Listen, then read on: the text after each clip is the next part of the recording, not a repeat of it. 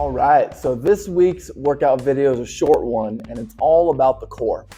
The reality is, whether you're moving your upper body, your lower body, or your entire body, the core is everything when it comes to movement. Every single movement you do with your body depends on the core's ability to stabilize. So not only is core training about having nice looking abs, in fact, I think that's more of a secondary goal. The main goal is to connect your body, for it to move well. There's a reason why gymnasts are known as some of the most athletic, strongest athletes on the planet. It's because every single movement they do involves their core. And while it's important, obviously, to do compound movements, we talk about that a lot, using multiple joints, multiple muscles, it's also really good to isolate muscle groups and isolate mechanisms. And that's no more true than when it comes to core training. This is an isometric circuit, and that means that there is no movement. You're just holding positions. I really like doing core this way, not exclusively, but as a normal rhythm. One, because it allows you to really connect to more and more of the musculature. But as it relates specifically to the core, it's also really important to learn how to dissociate the aspect of squeezing the core, bracing the core, but also breathing. Too often when I have someone brace the core, you hear their voice tense up, their airway. That's a problem. And there's definitely a time and a place to hold your breath and lift and things like that. But when it comes to bracing, like right now, you can't really even tell in the difference of my voice, even though I'm squeezing my core. This is important because when you're using your body, yes, we need to have our core active, but we also need to have an unrestricted airway. Otherwise, you'll pass out. So there are 3 movements, and we're going to be hitting 4 different positions. The reason for the discrepancy there is one of them, the side plank, you're obviously going to be doing both sides. Now there's 2 levels to this. There's sort of the beginner intermediate, and there's the more advanced. The more advanced variation is 30 seconds in each position with no rest between positions or rounds. It's 30 seconds, so it's 2 minutes per round times 3 rounds is the 6-minute abs. That's why it's called 6-minute abs. The beginner and intermediate is about 20 seconds. I want you to hold it for as long as you can with good quality. So the modification is hold it for 20 seconds instead of 30, and that gives you 10 seconds in between each movement to get to the next movement. All right? So here we go. The first movement, I'm going to show you the full variation and then how to modify. It's called the hollow body hold. So with this position, this is for your abs. And we want to make sure that the back is flat to the floor at all times.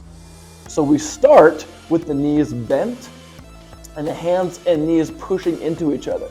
Now when you're pushing into each other like that, you should feel your abs turn on. So that's position 1. Position 2, to make it a little more challenging, hopefully there isn't too much interference on the mic here, is to extend the arms overhead. That adds resistance. And then position 3 is a little harder. The more you open up your hips, the more resistance your abs sustain. And then finally get to a place where your legs are locked out. But you need to have your lower back flat. If at any point in time you start extending your limbs, you feel that lower back get off the ground like that, then you want to back off a little bit, make it a little easier so you can stay there. So we hold this position for 30 seconds, keeping the abs tight but the airway relaxed. Then we immediately go into a side plank. This is for the side of your body, all right?